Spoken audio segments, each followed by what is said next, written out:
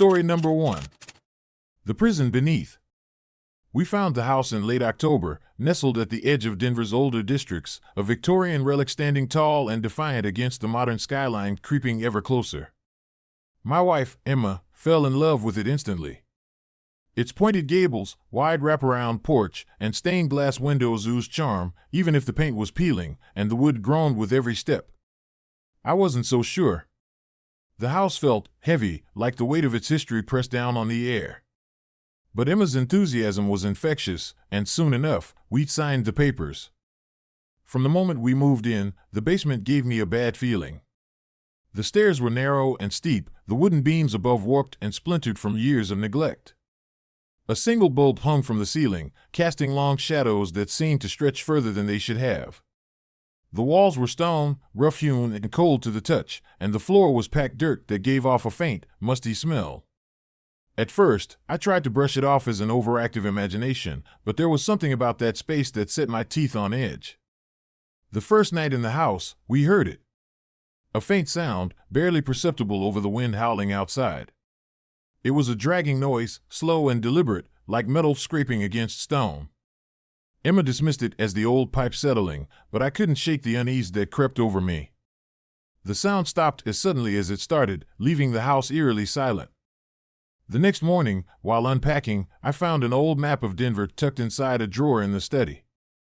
The house was marked prominently, but beneath it, written in faded ink, was the word detention. I showed it to Emma, but she laughed it off. "Maybe it's just a quirk of the house's history," she said, brushing it aside. "Every old house has its secrets." That night, the sounds grew louder. Chains rattling, heavy footsteps, and low, guttural whispers that seemed to rise from the very ground beneath us. Emma woke me at 3 in the morning, her face pale and her hands trembling. "Do you hear it?" she whispered. We sat in bed, listening as the noises swirled around us, the faint cries of something, or someone, echoing up from the basement. The next day, I decided to investigate. Armed with a flashlight and a growing sense of dread, I descended the creaking stairs. The air was colder down there, thick and damp, and the beam of my flashlight barely seemed to cut through the gloom. At first, everything looked as it had before, old crates stacked haphazardly, cobwebs hanging from the corners, but then I saw it. A small door, half buried behind a pile of rotting wood. The door was made of iron, rusted and corroded with age.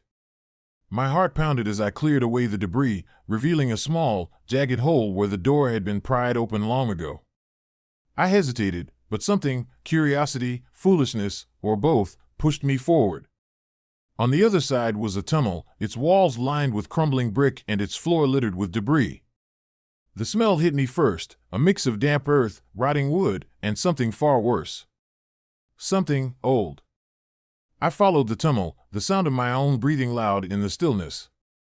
After what felt like an eternity, I came to a larger chamber, its walls carved from the same rough stone as the basement. Shackles hung from the walls, their iron rusted but still intact, and scattered across the floor were bones, hundreds of them, bleached white and broken. My stomach turned as I realized some of the bones still bore marks, scratches etched into the surface like the desperate clawing of someone trying to escape. On the far wall was an inscription, carved deep into the stone. The words were in Latin, but I could only make out a few phrases: condemned to hunger, no escape, eternal vengeance. My flashlight flickered, and for a moment I thought I saw something move in the shadows. A faint whisper echoed through the chamber, so soft I could barely make it out. "Leave." I ran. I didn't stop until I was back in the basement, slamming the iron door shut behind me. My hands were shaking as I bolted it shut, my mind racing. That night, I tried to tell Emma what I'd seen, but the words stuck in my throat. How do you explain something like that? Something so utterly wrong? The noises grew worse after that. Chains dragged across the floor above us, even when no one was there. Shadows flickered in the corners of the room, moving against the light. One night, we woke to find every door in the house wide open, the cold wind whipping through the halls. And always, beneath it all, the faint cries of the damned. Emma tried to leave. She packed a bag and headed for the front door, but it wouldn't open. No matter how hard she pulled, the lock wouldn't budge. The windows were the same, their frames stuck fast as if sealed by some invisible force. We were trapped. The final night, the noises reached a fever pitch. The chains rattled like thunder, and the whispers turned into guttural screams. The walls of the house seemed to shake, dust falling from the ceiling as if the building itself was alive. Emma and I huddled in the corner of the living room, clutching each other as the air grew colder and colder. And then, silence. It was so sudden, so complete, that it was almost worse than the noise. Slowly, I stood and made my way to the basement. The iron door was open, the tunnel beyond lit by a faint, otherworldly glow. I stepped inside, Emma calling after me, but I didn't stop. Something was pulling me forward, an invisible force drawing me toward the chamber. The bones were gone. In their place stood figures, their forms translucent and flickering like candlelight. Their faces were gaunt, their eyes hollow, and their hands were bound by the same chains that lined the walls. One of them stepped forward, its voice a low rasp. "You have come." I stumbled back, but the figure reached out, its hand passing through me like mist. "We are trapped," it said, its voice echoing in my head. "Condemned by hunger. Condemned by him." "Who?" I whispered, my voice trembling. The figure didn't answer. Instead, it pointed to the far wall, where the Latin inscription now glowed with an eerie red light. Beneath it, a shadow began to take form, its shape twisting and writhing like smoke. The air grew colder, and the figure turned back to me, its expression one of sorrow. "Run." I don't remember getting out of the tunnel. The next thing I knew, Emma and I were standing on the front lawn, the house looming behind us, dark and silent. We didn't look back. We left everything, our belongings, our dreams of a fresh start, and drove away, the sound of chains still echoing in my ears. The house is still there. It sits empty, the windows dark and the walls silent. But I know the truth. Beneath it lies something ancient, something hungry. And it's waiting. Story number 2. The Knocking Below. Salem in winter is a place of stark beauty, where the cobblestone streets are dusted with snow, and the old colonial houses seem to huddle together against the cold. When we found the house on Greystone Lane, it felt like fate. It was a charming colonial with creaky wooden floors, low-beamed ceilings, and a fireplace in nearly every room. My wife, Lydia, and I fell in love with it immediately. It had history, the real kind that you can feel in your bones. What we didn't know was that it also had a memory. We moved in just before Christmas, excited to start our lives in what felt like a picture-perfect home. The real estate agent mentioned the basement briefly during the walkthrough, calling it a storage space and brushing past it as if it wasn't worth showing. At the time, we didn't think much of it. Who gets excited about a basement? But now, I realized she knew something she didn't want to share. The first night in the house was uneventful, the way you'd want it to be. We drank wine by the fire, laughed about the quirks of our new old home, and marveled at the quiet of the neighborhood. It wasn't until the second night that we heard the knocking. It started just past midnight, faint at first. 3 short raps, followed by a pause, then 3 more. I assumed it was the house settling or the wind rattling something loose. Old houses make noises, it's part of their charm. Lydia didn't think much of it either, rolling over and mumbling something about fixing the draft. But the next night, the knocking came again. Louder this time. More insistent. I got up to check, grabbing a flashlight from the kitchen drawer. Lydia followed, wrapping herself in a thick robe. The sound was coming from the basement door, a solid wooden thing with an old iron latch. It wasn't locked, why would it be? But something about opening it filled me with a sense of dread I couldn't explain. Lydia gave me a nervous smile, her breath fogging in the cold air of the hallway. "It's probably just the wind," she said. When I opened the door, the knocking stopped. I shone the flashlight down the narrow wooden stairs, its beam slicing through the darkness. The basement was colder than I expected, the air damp and heavy. I took a step down, then another, the wood groaning beneath my weight. Lydia stayed at the top, her hand clutching the doorframe. The basement was unremarkable at first glance. Stone walls, dirt floor, old wooden shelves lined with jars and tools long forgotten. But as I turned to leave, my light caught something on the far wall. Scratches. dozens of them, carved into the stone, some deep enough to leave chips on the floor. They formed no pattern, no words, just chaotic marks as if someone had clawed at the walls in desperation. I backed away, my skin prickling, and hurried up the stairs. Lydia shut the door behind me, her face pale. "What was it?" she asked. I shook my head. "Nothing. Just scratches on the wall. Probably animals." She didn't look convinced, but we went back to bed, neither of us mentioning the sound again. The next morning, we found the notebook. It was sitting on the kitchen table, even though we hadn't left anything there the night before. It was old, the leather cover cracked and brittle, the pages yellowed with age. Inside were handwritten notes, detailed accounts of trials held in Salem during the witch hysteria of 1692. Names, accusations, testimonies, each page dripped with the kind of fear and hysteria that defined that dark chapter in history. At first, I thought it was some kind of replica, something left behind by the previous owners as a macabre piece of local history. But as I flipped through the pages, my stomach twisted. Some of the entries were written in a shaky, almost frantic hand, and the ink had smeared in places as if it had been written by someone trembling. One name appeared repeatedly, Abigail Hawthorne. According to the notebook, Abigail had been accused of witchcraft and imprisoned in the basement of a house on Greystone Lane during one of the harshest winters on record. She was left there to freeze, her cries for mercy ignored by those who condemned her. The last entry was short, written in a different hand, "Let her soul rest. God forgive us for what we've done." The knocking returned that night, louder and more desperate. Lydia refused to go near the basement door, her fear palpable. "What if it's her?" she whispered, clutching the notebook to her chest. I wanted to laugh, to tell her how absurd that sounded, but I couldn't. The air in the house felt different, heavier, as if something unseen was pressing down on us. I decided to confront it. Armed with nothing but a flashlight and a crowbar, I opened the basement door and descended the stairs. The scratching on the walls seemed deeper now, more pronounced, as if they'd multiplied overnight. The air was freezing, my breath fogging in front of me. As I scanned the room, the beam of my flashlight caught something new. A small, jagged hole had appeared in the far corner of the basement, the dirt around it freshly disturbed. It looked like something had clawed its way out from below. I moved closer, my heart hammering in my chest. The knocking started again, louder now, echoing from deep within the hole. I dropped to my knees, shining the light into the opening. At first, I saw nothing but darkness, but then, something moved. A hand, pale and skeletal, reached out from the blackness, its fingers dragging across the dirt.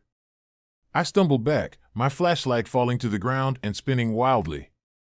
The hand was followed by an arm, then a face, gaunt and hollow-eyed, its mouth open in a silent scream.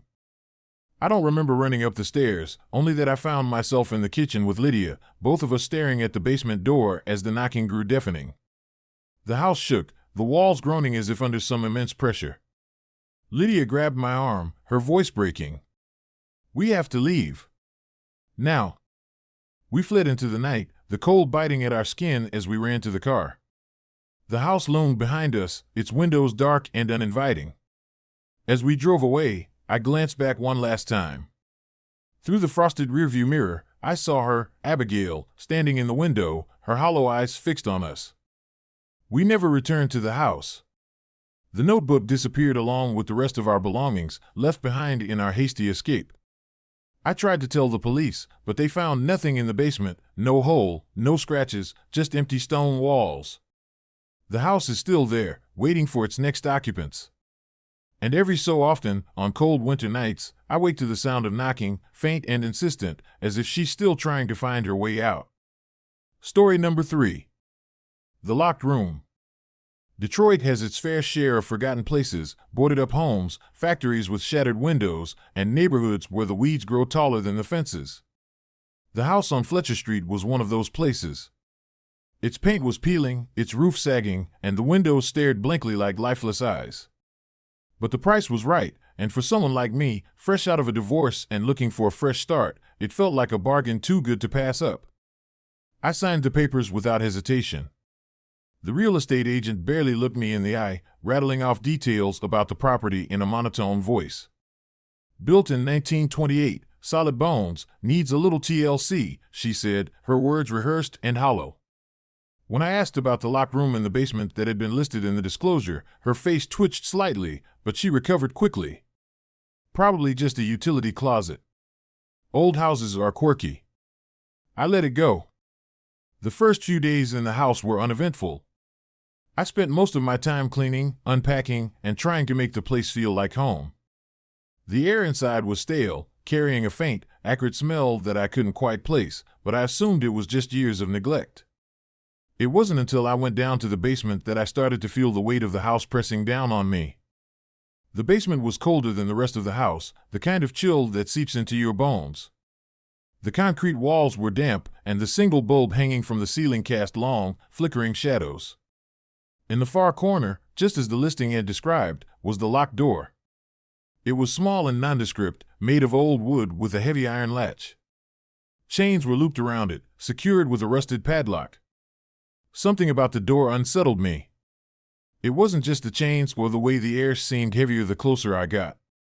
It was the sense that whatever was behind it didn't want to stay hidden. I tried to ignore it at first. There was plenty to do around the house, and the basement wasn't exactly a priority. But the door kept gnawing at the edges of my mind. Every time I walked past the basement stairs, I felt its presence, like a silent dare. Eventually, I gave in.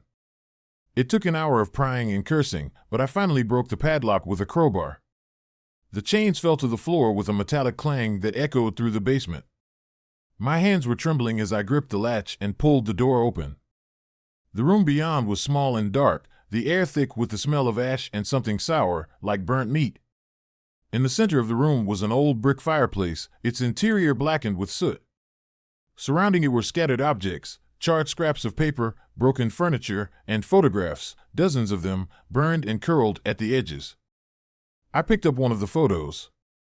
It was a family portrait, the faces partially obscured by scorch marks. A man, a woman, and 2 children stared out from the frame, their smiles frozen in time. But there was something wrong with their eyes. Even through the damage, I could see it, an emptiness that sent a chill down my spine. That night, I couldn't sleep. The house was too quiet, the kind of silence that amplifies every creak and groan. Around midnight, I heard it, a faint crackling sound, like the whisper of flames. I sat up in bed, my heart pounding, and smelled smoke. I ran downstairs, expecting to find the kitchen on fire, but the smell wasn't coming from there. It was coming from the basement.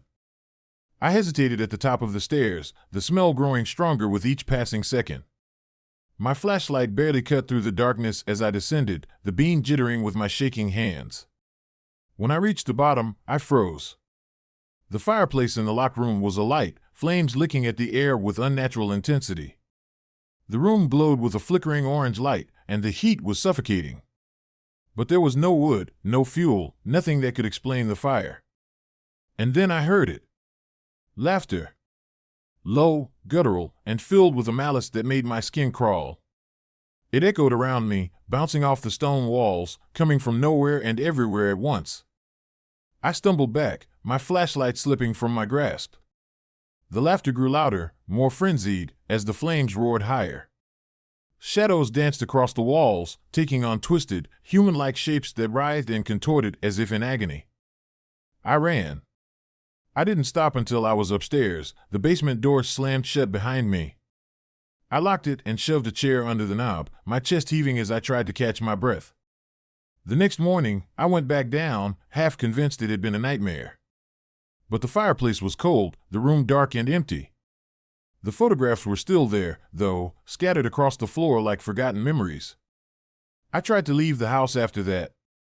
I packed a bag, threw it in the car, and drove aimlessly for hours, but something kept pulling me back. The house felt like a tether, an invisible thread that refused to let me go. When I finally returned, the air inside was heavier than ever, the smell of smoke lingering like a phantom. The fire returned every night after that. No matter how tightly I locked the basement door, the crackling would wake me, the smell of burning would fill my lungs. And always, the laughter followed, echoing through the house until it felt like the walls themselves were mocking me. I started researching the house, desperate for answers. What I found chilled me to the core. In the 1950s, a man named Charles Delaney had lived here with his wife and 2 children. According to the police reports, Delaney had gone mad one winter night, locking his family in the basement and setting the house on fire. By the time the fire department arrived, the flames had died out, but the family was already dead, their bodies charred beyond recognition. Delaney had vanished. Some said he fled, while others believed he burned with them, his body never found. But the rumors were worse. Neighbors claimed to hear laughter coming from the house on cold winter nights, the sound of chains dragging across the floor, and faint whispers begging for help. I don't live in the house anymore. But I couldn't sell it either. No one would buy it, and even if they did, I don't think I could live with the guilt of passing this nightmare on to someone else. Sometimes, I still drive by, unable to resist the pull of its shadow. The windows are always dark, but in the dead of winter, when the air is still and the night is quiet, I swear I can see the faint glow of firelight flickering in the basement. And if I roll down my window, just for a moment, I can hear it, the laughter, low and cruel, echoing from the locked room below. Story number 4. The Breath from the Darkness. Moving to Fairbanks, Alaska, was supposed to be a fresh start. After my divorce and a series of bad decisions that left my life in shambles, I wanted somewhere remote, somewhere quiet, where I could piece myself back together. The house was perfect, or at least it seemed that way at first. It was a single-story log cabin, set back from the road and surrounded by dense pines. A small, secluded retreat from the world. The winters were brutal, of course, but I prepared for that. What I hadn't prepared for was the darkness. The first thing I noticed about the house was the basement. It was small, unfinished, and colder than I expected. Fairbanks winters are unforgiving, but the cold in the basement was something else entirely. It didn't feel natural. The air was heavy, thick with a chill that seemed to creep into my bones the moment I stepped onto the concrete floor. Even with the door closed and the heat blasting upstairs, the basement remained icy, the temperature dropping by degrees every time I went down there. At first, I thought it was a problem with the insulation or maybe a draft. I sealed every crack I could find and even set up a space heater, but nothing helped. The cold remained, clinging to the air like a presence. I tried to avoid the basement as much as possible, but that wasn't easy. It was where the furnace was, where the breaker box was, and where I kept my tools. Every time I went down there, I couldn't shake the feeling that I wasn't alone. It started with the sound. At night, when the rest of the house was silent, I'd hear it, a faint, rhythmic noise, like breathing. It wasn't loud, just soft enough to make me question if I was imagining it. At first, I thought it was the sound of the furnace, but the furnace didn't run like that, not in steady, deliberate intervals. And it wasn't coming from the furnace anyway. It was coming from the far corner of the basement, the part that always seemed darkest no matter how bright my flashlight was. The sound grew louder over the next few nights, until it was unmistakable. Deep, rasping breaths, like someone exhaling on a bitterly cold morning. Every hair on my body would stand on end when I heard it, and I'd lie in bed, staring at the ceiling, trying to convince myself it was just the house settling or some strange acoustic quirk of the old logs. But I knew better. I could feel it in my chest, in the way the air seemed to press against me when I was down there. One night, I decided to confront it. Armed with a flashlight and a heavy wrench, because what else was I going to do, I went down to the basement. The sound was louder than ever, a slow, steady inhale and exhale that seemed to reverberate through the air. My breath fogged in front of me as I moved toward the corner, my flashlight beam trembling. The temperature dropped the closer I got, the kind of cold that bites deep, leaving your skin numb and your joints aching. The corner was empty. Just the same bare concrete wall, the same dusty floor. But the breathing didn't stop.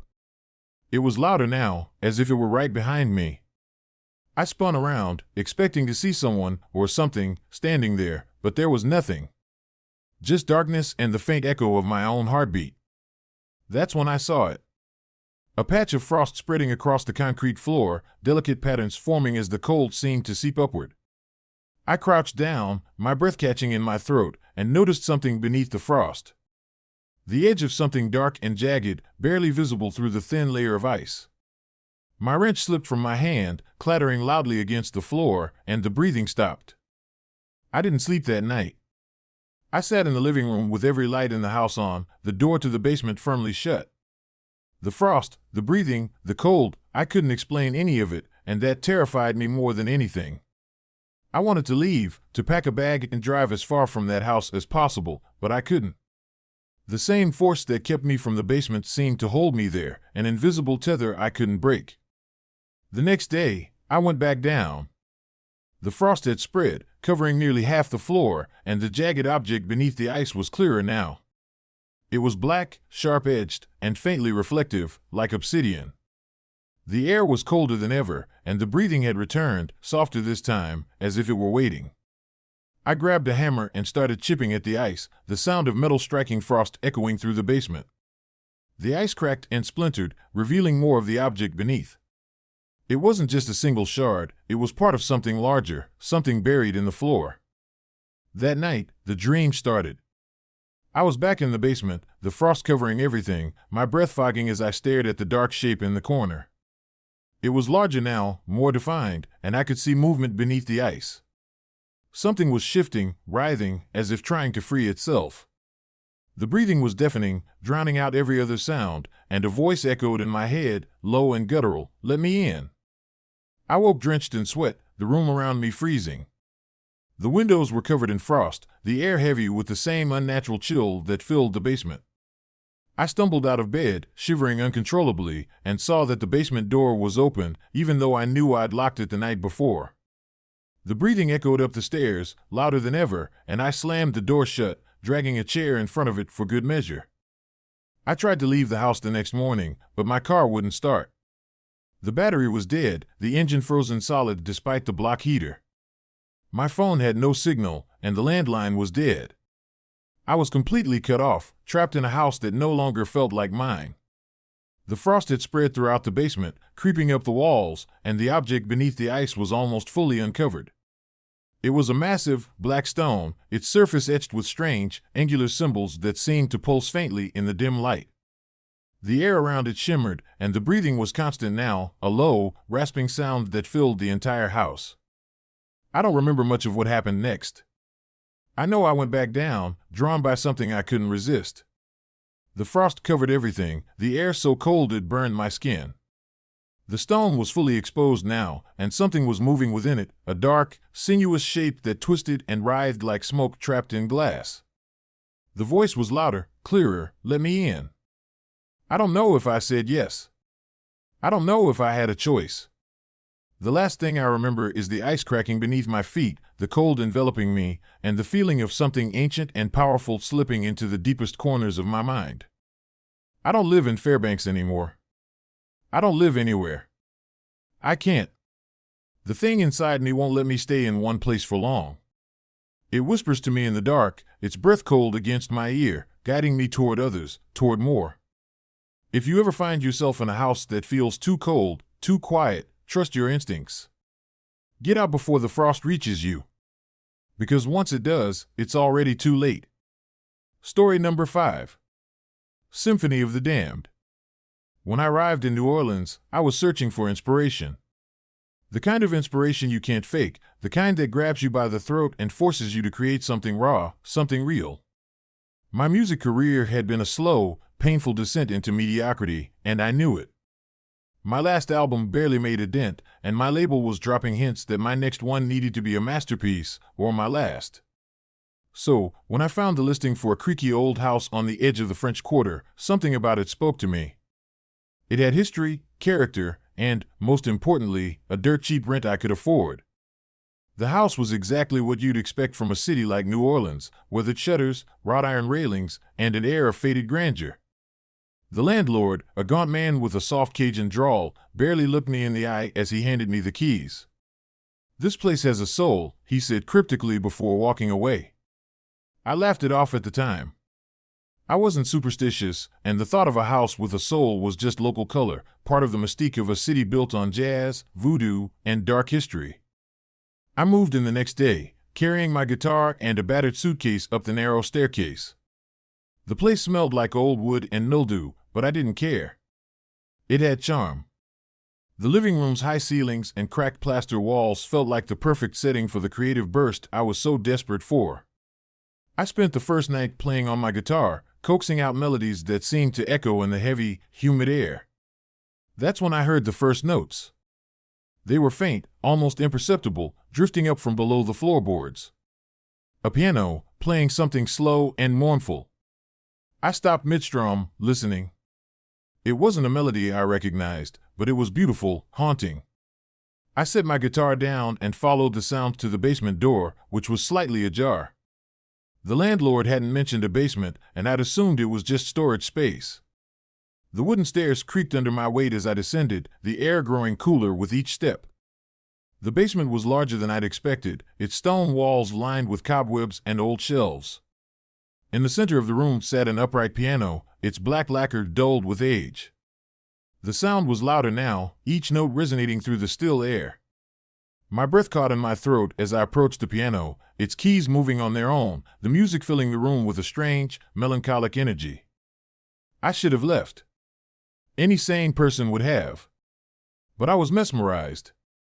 The piano stopped as soon as I touched its keys, the final note hanging in the air like a question. Sitting on the bench was a stack of sheet music, yellowed and fragile.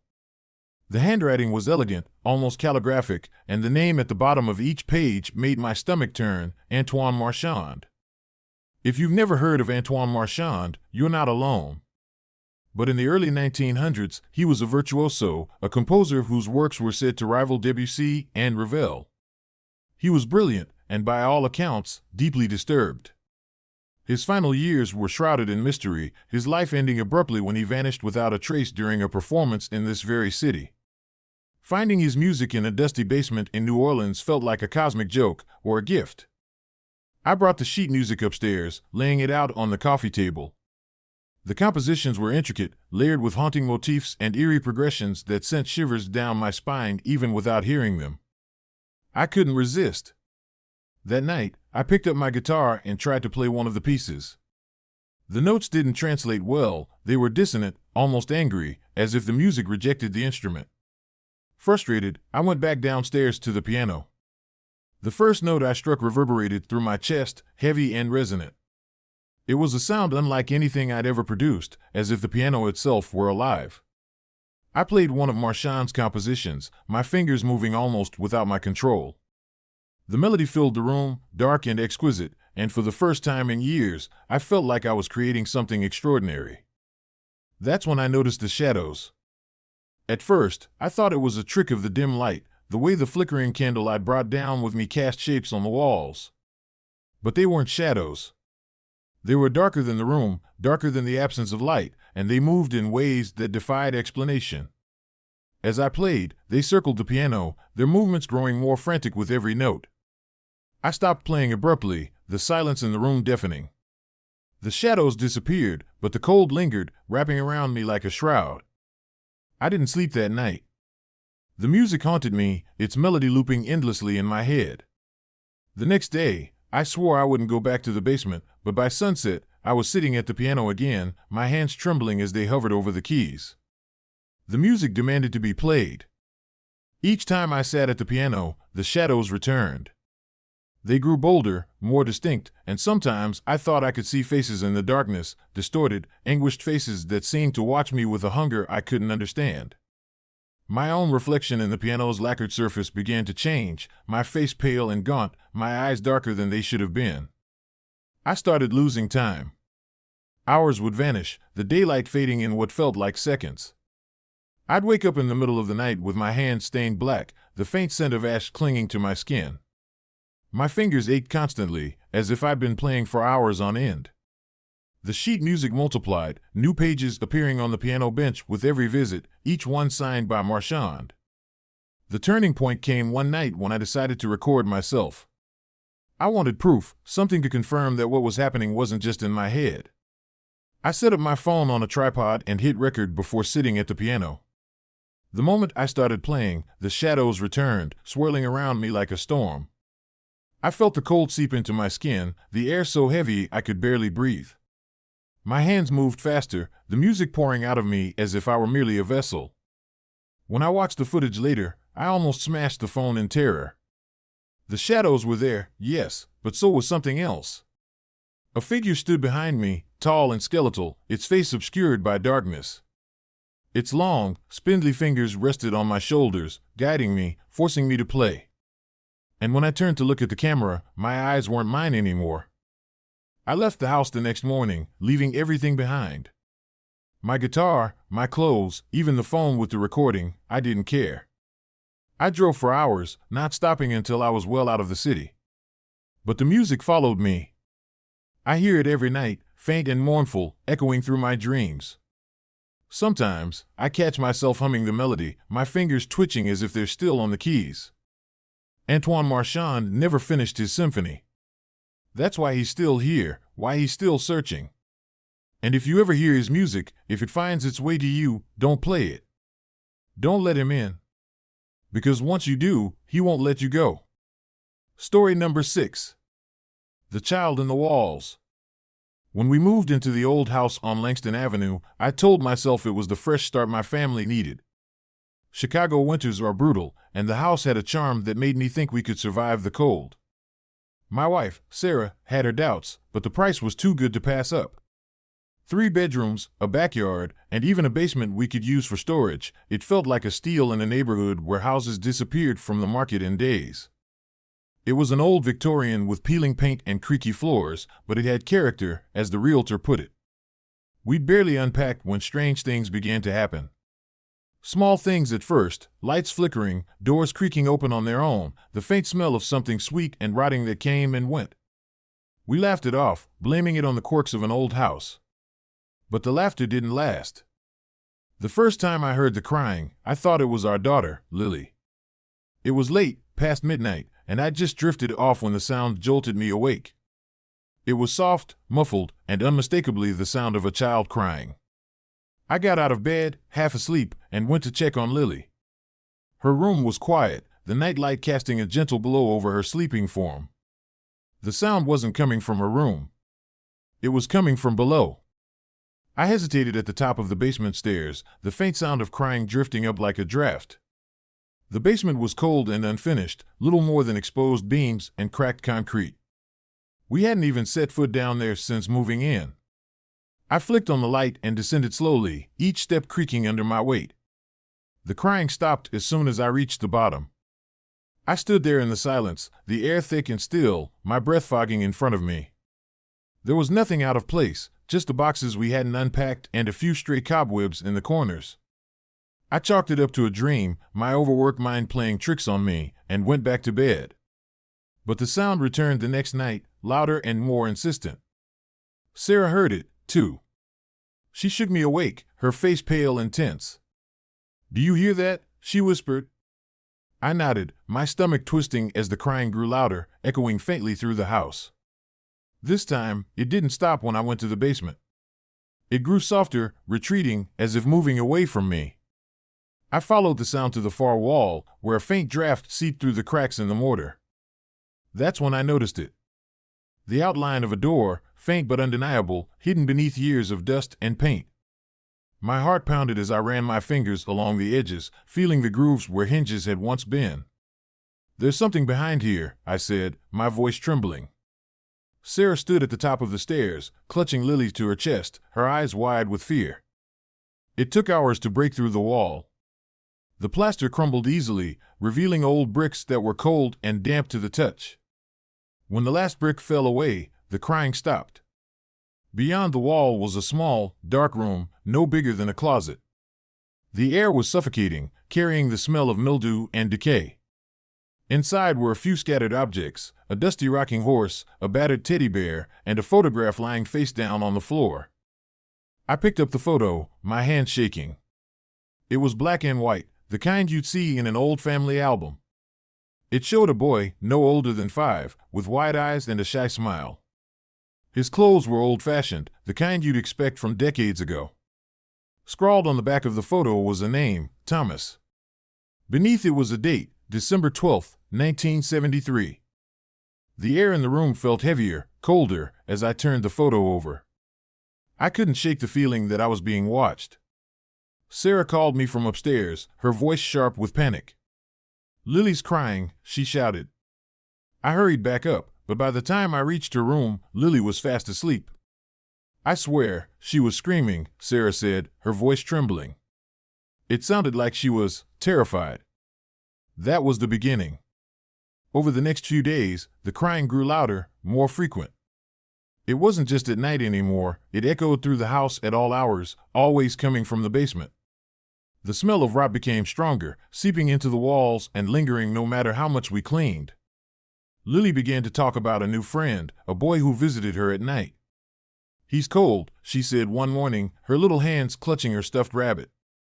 He wants to play, but he makes me sad. I didn't know what to do. I tried sealing up the room again, boarding it over and covering it with layers of paint, but it didn't help. The crying only grew louder, more desperate, as if something was clawing at the walls, trying to get out. The photo of Thomas kept reappearing, no matter how many times I threw it away or buried it in the trash. I started researching the house, desperate for answers. What I found made my blood run cold. Thomas had lived in the house in the early 1970s, the youngest son of a single mother who worked long hours. According to the reports, he had vanished one winter, his disappearance the talk of the neighborhood for weeks. Rumors spread that he'd run away, but the truth was much darker. Thomas had been locked in the basement, forgotten and abandoned, while his mother succumbed to drink and despair. He had starved to death, his cries for help unanswered. The realization hit me like a punch to the gut. Thomas wasn't just crying, he was warning us. The first death came a week later. Our cat, Mabel, was the first to go, found cold and stiff at the foot of the basement stairs. Lily grew sicker by the day, her once bright eyes now dull and sunken. She stopped sleeping, her nights plagued by nightmares she couldn't describe. Sarah begged me to leave, but every time we tried, something stopped us. The car wouldn't start. The phone lines went dead. It was as if the house wouldn't let us go. The final night was the coldest yet. The crying was deafening, filling every corner of the house. Sarah and I huddled in Lily's room, trying to block out the sound, but it was useless. The temperature plummeted, our breaths fogging in the air. And then, suddenly, it stopped. The silence was worse. When I stepped into the hallway, the air felt thick, oppressive. The basement door was open, a faint light spilling out from below. I don't know why I went down there. Maybe it was guilt, or desperation, or something else entirely. The room was waiting for me, its walls pulsing with a cold, unnatural energy. And in the center of it stood Thomas. He looked just like the photograph, his wide eyes filled with sorrow and something darker. His mouth opened, but no sound came out. Instead, the walls began to shake, the house groaning as if it were alive. I stumbled back, tripping over the threshold as the door slammed shut behind me. The house is empty now. At least, that's what I tell myself. But sometimes, late at night, when the wind is still and the air is heavy, I hear it, the faint sound of crying, echoing through the walls. And I know he's still there, waiting for someone to hear him. Story number 7. The Cursed Cellar. Napa Valley had always been a place of indulgence, rolling vineyards, sprawling estates, and the promise of a life steeped in luxury and ease. When my family inherited the estate from my Uncle Robert, it felt like the beginning of something grand. The house itself was a marvel, perched on a hill with views that stretched for miles. Its most alluring feature, though, was the wine cellar. My uncle had been a collector, obsessed with rare vintages and antique bottles that were as much about art as alcohol. The cellar was his temple. We moved in during the fall, the vineyards golden under the fading sunlight. My wife, Ellen, and our teenage daughter, Alice, were enchanted by the house. For the first few days, we were caught up in the romance of it all, hosting small dinners, exploring the estate, and sampling the wines from my uncle's vast collection. It wasn't long before we began to notice the cellar's oddities. The entrance was hidden behind a heavy oak door in the kitchen, almost as if my uncle hadn't wanted anyone to find it. The steps leading down were steep and narrow, the air below always cool and damp, carrying the faint scent of earth and mildew. The cellar itself was a work of art, rows upon rows of bottles, their labels faded and written in languages I didn't recognize. There was something reverent about the place, as if it were more than just storage. The first incident happened the night we opened the Chateau Nocturne. We'd been celebrating our first week in the house, Ellen preparing a roast while I uncorked a bottle I'd chosen at random. The Chateau Nocturne was unlike any wine I'd tasted before, dark, rich, with an almost metallic tang that lingered on the tongue. Ellen loved it, and even Alice, who usually turned her nose up at wine, took a sip, her face lighting up with surprise. That night, Alice fell down the stairs. I was in the living room when I heard the crash, the sickening thud of her body hitting the floor. I found her at the bottom of the staircase, dazed but alive, her arm twisted at an unnatural angle. The doctor said it was a clean break, but something about the accident felt wrong. Alice insisted she'd been pushed, but there was no one else in the house. The second incident came a few days later, after Ellen opened a bottle of something called Bleu Sang Noir. It had been sealed with red wax, the label nearly illegible, but Ellen was drawn to it, calling it too beautiful not to drink. She barely finished her first glass before she began to feel ill. By morning, her skin was pale, and she complained of vivid, nightmarish dreams she couldn't fully remember. That afternoon, while pruning the roses in the garden, she slipped and impaled her leg on a thorny branch. The wound festered, refusing to heal. I stopped drinking the wine after that, but Ellen didn't. She insisted it was coincidence, laughing off my concerns. "It's just wine, darling," she said, pouring herself another glass. But I knew better. The cellar wasn't just a collection, it was a trap. The discovery of the journal confirmed my fears. I found it one night while exploring the far end of the cellar. The book was tucked behind a dusty crate, its leather cover cracked with age. The writing inside was cramped and spidery, the ink faded but legible. It belonged to someone named Henri Duval, a name I'd never heard before. As I read, a chill settled over me. The journal detailed a series of rituals performed by Duval in the late 1800s, rituals involving blood and wine.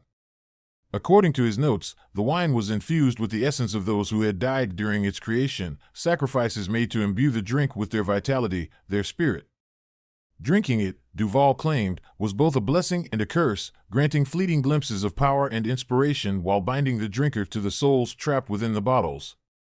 The wine remembers, Duval had written. It carries their suffering, their anger, their hunger. To partake is to invite them into you. I slammed the book shut, my stomach churning. Everything made sense now, the accidents, the unease, the way the cellar seemed to breathe with its own malevolent life.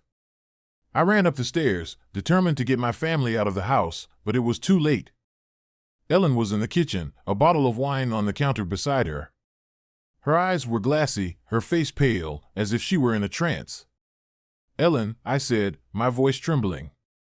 "We need to leave. Now." She turned to me, her expression unreadable. "Why would we leave?" she asked, her voice soft and distant. "This is our home." Before I could respond, Alice screamed from upstairs. I bolted up the stairs, my heart pounding, and found her in her room, standing in front of the mirror. Her reflection wasn't hers. The face staring back at her was gaunt and hollow, its eyes dark pits of shadow. The mirror shattered as I grabbed her, pulling her away. That night, the cellar door opened on its own. The sound woke me in the slow, grinding creak that echoed through the house. I crept downstairs, my hands trembling as I gripped the flashlight. The cellar was alive with noise, whispers, faint and angry, growing louder as I descended. The bottles on the shelves seemed to hum, their glass vibrating with unseen energy. In the center of the room stood Ellen, holding a bottle I hadn't seen before. The label was black, the wax seal dripping like fresh blood. Her eyes met mine, but they weren't hers anymore. "They're waiting," she said, her voice layered with something ancient and terrible. "They're thirsty." I lunged for her, knocking the bottle from her hands. It shattered on the floor, the wine seeping into the dirt. The whispers turned to screams, a cacophony of rage that rattled the walls. Shadows rose from the corners of the room, their forms twisting and writhing, reaching for us. I don't remember how we escaped. The next thing I knew, we were outside, the house behind us dark and silent. We never went back. The estate is still there, abandoned and rotting, the cellar sealed and forgotten. But sometimes, on quiet nights, I can still hear the whispers, faint and desperate, calling me back to finish the wine. Story number 8. The endless corridor. When I first bought the house in Portland, I was looking for a fresh start. My life had unraveled in a series of quiet disasters, a failed marriage, a job that had ground me down to dust, and the nagging sense that I'd been living someone else's life for years. The house wasn't much to look at, an old craftsman in a neighborhood that had seen better days, but it was mine. That was enough. It wasn't until the second week that I discovered the basement. The door was hidden behind a shelf in the kitchen pantry, a solid oak thing with iron hinges that groaned when I pulled it open. The staircase beyond was narrow and steep, the kind that made you question whether the builders had ever actually climbed it themselves. The air down there was cold, far colder than it should have been, carrying the faint smell of damp earth. At first glance, the basement seemed normal. It was a little larger than I expected, with the usual assortment of cobwebs and cracked concrete. But it was empty, and the silence down there felt wrong. Too complete, as if the space itself were swallowing sound. The only thing that stood out was a second door, set into the far wall. It was made of metal, rusted and pitted with age, and the handle was ice cold when I touched it.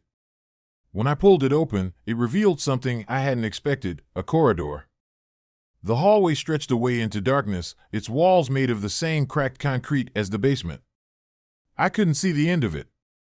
The further my flashlight's beam stretched, the more it was devoured by the shadows. The air inside was even colder than the basement, biting and dry, and it carried a faint sound that I couldn't quite place, like the whisper of wind or distant voices carried on the breeze. I didn't go in that day. I told myself it was because I needed better gear, a brighter flashlight, maybe some rope, but the truth was simpler. I was scared. I didn't sleep well that night. The house was quiet, but it didn't feel like I was alone. Every creak of the floorboards, every groan of the wind outside made my skin crawl. When I finally drifted off, my dreams were filled with that corridor, its endless, yawning darkness, the sound of my footsteps echoing through the void. I woke drenched in sweat, my heart racing. The next day, I tried to forget about it. I told myself it was just an old storage tunnel, probably built during Prohibition or for some long-forgotten utility. But as the day stretched on, I couldn't shake the feeling that I needed to see where it led. By evening, I'd gathered what I needed, a heavy-duty flashlight, a coil of rope, and my phone, fully charged. I left the basement door open behind me, the faint light from the kitchen spilling down the stairs, and stepped into the corridor. The first thing I noticed was how the air changed. It was heavier, almost oppressive, and the faint whispers I'd heard before were louder now, though still indistinct. The walls were rough and damp, and the floor sloped gently downward. My footsteps echoed strangely, as if the sound were being swallowed before it could reach too far. The corridor seemed endless. No matter how far I walked, the flashlight's beam revealed only more of the same, concrete walls, damp patches, and shadows that seemed to shift at the edges of my vision. The whispers grew louder, though I still couldn't make out any words. And then, after what felt like hours, I realized something that made my blood run cold. I couldn't hear my footsteps anymore. I stopped walking, my breath fogging in the frigid air. The silence was suffocating, pressing against my ears like cotton. And then, faintly, I heard it, the sound of footsteps. But they weren't mine. They were behind me. I spun around, the flashlight trembling in my hands. The corridor was empty, the beam of light stretching into the distance. But the sound didn't stop. It grew louder, closer, and I realized with a sickening jolt that it wasn't echoing. It was following. I ran.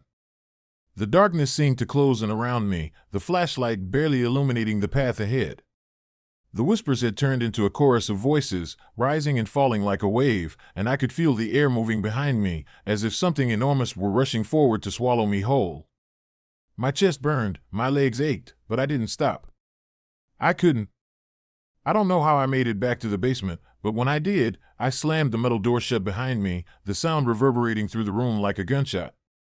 The whispers stopped instantly, leaving only the sound of my ragged breathing. I bolted the door and fled upstairs, my heart hammering in my chest. I should have left the house that night, but I didn't. Something about the corridor held me in its grip, a dark fascination I couldn't shake. Over the next few days, I tried to research the property's history, but I found nothing, no records of tunnels or underground structures, no mentions of strange disappearances or hauntings. It was as if the house didn't exist before my uncle had purchased it decades ago. The dream started soon after. I was back in the corridor, walking endlessly toward a faint, flickering light in the distance. The whispers were clearer in the dreams, but they weren't speaking any language I recognized. The sense of being followed was constant, and no matter how fast I walked, the presence behind me was always just out of sight. I went back one final time. I don't know why, the curiosity, madness, or some pull I couldn't resist. The corridor was colder than ever, the whispers almost deafening. I walked for what felt like hours, the rope I tied to the basement door stretching endlessly behind me. The air grew thinner, the light from my flashlight dimmer, and the whispers began to form words. "Keep going," they said. "You're almost there." The end of the corridor came suddenly, opening into a massive chamber that took my breath away. The walls were lined with alcoves, each one containing a figure, pale and emaciated, their faces twisted in silent agony. Their eyes followed me as I stepped forward, the whispers now a roar that filled my head. In the center of the room was a pit, its edges lined with jagged stones. The air above it shimmered, and I could feel a pull, like gravity bending toward the darkness below. The figures in the alcoves began to move, their bony hands reaching out, their mouths opening in silent screams. I turned and ran, the sound of footsteps behind me louder than ever. The rope I tied to the basement door led me back through the corridor, the whispers fading as I climbed the stairs and slammed the door shut behind me. I moved out the next day, leaving everything behind. The house still stands, empty and waiting. I can't explain what I saw, but I know this: the corridor isn't just a tunnel. It's a doorway, and what lies beyond it isn't meant for the living. If you ever find yourself in a house with a door that leads to nowhere, don't open it.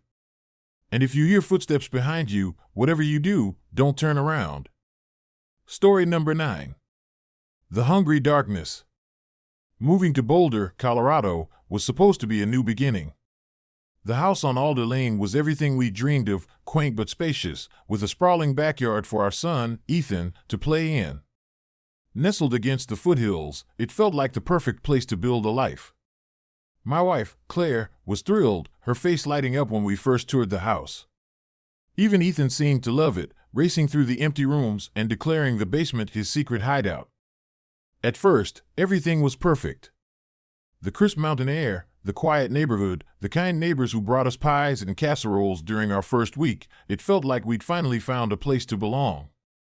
The house had its quirks, of course. It was old, with creaky floorboards and drafty windows, but nothing we couldn't handle. The basement, however, was different. The first time I went down there, I felt it. A strange heaviness in the air, a faint vibration under my feet, as if the house itself were alive. The basement was large and unfinished, its concrete floor cracked and stained. The single bulb hanging from the ceiling barely lit the space, casting long shadows that seemed to shift when you weren't looking. Claire laughed when I mentioned it, saying I was just being dramatic. But I avoided the basement whenever I could. It wasn't until things started disappearing that we realized something was wrong. It started small. A toolbox left on the workbench one day was gone the next. A box of holiday decorations vanished without a trace. At first, I assumed it was just me being forgetful, maybe putting things in the wrong place. But the more it happened, the harder it became to dismiss. One night, I went down to grab a flashlight. I'd left it on the shelf near the stairs just the day before, but now it was gone. Frustrated, I searched every corner of the basement, my irritation growing with each passing minute. That's when I noticed something strange. The shadows near the back wall seemed darker, thicker somehow, as if they were swallowing the weak light from the bulb.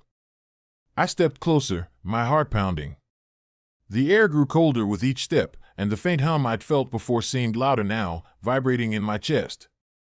When I reached out to touch the wall, my hand sank into the darkness as if it were liquid. I yanked it back, stumbling away, and the shadows receded, fading into the dim light as if they had never been there. I didn't tell Claire what I'd seen. She was already stressed with unpacking and adjusting to our new lives, and I didn't want to add to her worries. But I couldn't shake the feeling that something was wrong with the basement. I started leaving small objects down there, coins, old books, a coffee mug, just to see if they'd disappear. They always did, vanishing without a trace by morning. Claire thought I was imagining things. "It's an old house," she said. "Things get misplaced. Mice probably dragged your stuff into the walls." But even she couldn't explain what the camera captured. I set it up one night, a cheap motion-activated model I'd picked up from the hardware store. I pointed it at the workbench, left a pair of gloves on the table, and went to bed. The next morning, the gloves were gone. I checked the footage, expecting to see nothing but an empty basement, but what I found made my blood run cold. The video showed the basement bathed in dim light, the workbench standing undisturbed for hours. Then, at exactly 3:17 a.m., the shadows began to shift. They moved unnaturally, pooling together like ink spilled in water, creeping toward the workbench. As they reached the gloves, the screen flickered, and the shadows surged forward, swallowing the table in an instant. When the video stabilized, the gloves were gone, and the shadows had retreated. Claire didn't laugh when I showed her the footage. Her face went pale, her hands trembling as she replayed the video over and over. "What is that?" she whispered. "What's happening in our house?" I didn't have an answer. But I knew we couldn't ignore it anymore. We called in an inspector, a grizzled man named Carl who'd been working on Boulder homes for decades. He spent hours in the basement, tapping on the walls and muttering to himself. When he came back upstairs, his face was grim. "I don't know what you've got down there," he said, "but it ain't normal. The foundation's fine, but that back wall, it doesn't make sense. It's like it's not part of the house." "What do you mean?" I asked, my stomach sinking. He shook his head. "It's hard to explain. The concrete there is different, older, thicker. Like it's sealing something off." That night, the shadows grew bolder. The humming in the basement became a low rumble, shaking the floorboards above. The lights flickered, and Ethan woke screaming, saying he'd seen something big in his room. Claire wanted to leave, but I convinced her to stay, saying we needed answers before abandoning our home. I wish I'd listened to her. The next day, I decided to break through the wall. It took hours, the sledgehammer sending echoes through the basement as chunks of concrete crumbled away. The air grew colder with every strike, the shadows swirling around me like living things. Finally, the wall gave way, revealing a dark, gaping void beyond. The space was massive, far larger than the basement should have been, its walls slick with a black, tar-like substance. The floor sloped downward, disappearing into darkness. And in the center of the room was it. It was a mass of shadows, constantly shifting, its edges writhing like smoke caught in a breeze. Eyes, dozens of them, opened and closed within the darkness, their gaze burning into me. A deep, guttural sound filled the air, a mix of growling and hissing that reverberated in my chest. I couldn't move, couldn't breathe, as the thing extended a tendril of darkness toward me. It touched my arm, and a wave of cold shot through my body, numbing me to the core. Images flooded my mind, people trapped in the darkness, their faces twisted in agony, their mouths open in silent screams. The thing fed on them, their energy sustaining it, their despair nourishing its endless hunger. I stumbled back, dropping the sledgehammer as the shadows surged forward. I ran up the stairs, slamming the door behind me, and told Claire we had to leave. We packed whatever we could carry and fled the house, the rumbling from the basement growing louder as we drove away. The house still stands, though it's been abandoned for months. No one goes near it, the neighbors avoiding it like a plague. Sometimes, at night, I think I can still hear the humming, faint but insistent, calling me back. I dream of the shadows, of the thing that lives beneath the house, and I know it's still there, waiting. Waiting for something, or someone, to feed on next.